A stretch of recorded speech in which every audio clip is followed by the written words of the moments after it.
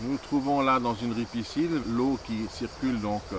d'amont en aval va aussi apporter des nutriments et grâce à ces nutriments, on peut trouver dans cette eau donc des larves d'éphémères qui vont être aquatiques dans leur première phase et ensuite qui vont voler.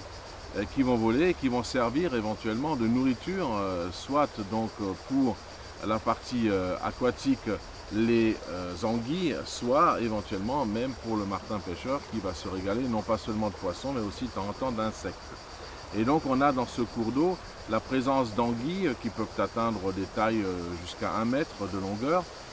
animal devenant de plus en plus rare en Europe au jour d'aujourd'hui, qu'il faut impérativement protéger. Vous savez qu'elle va partir vers la mer des Sargasses pour s'y reproduire.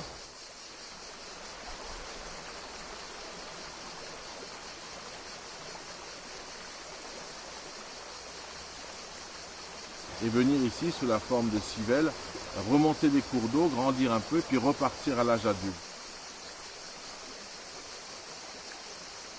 Et elle fait aussi les frais, bien sûr, lors de ces remontées, d'une pêche potentielle par notre ami Martin Pêcheur, qui va passer très rapidement avec son cri assez aigu et sa flèche bleue, on l'appelle d'ailleurs la flèche bleue, et qui va se reposer très souvent sur les mêmes branches d'arbres en bordure de rive pour se reposer et digérer, voire avaler sa proie. Et donc ce cortège éphémère anguille-martin pêcheur permet de donner une vie, d'illustrer un écosystème fermé, une boucle où l'un mange l'autre, mais toujours sous la protection du premier, c'est-à-dire aucun n'abuse et tout le monde fait en sorte qu'il y ait à manger pour chacun et la survie pour tous.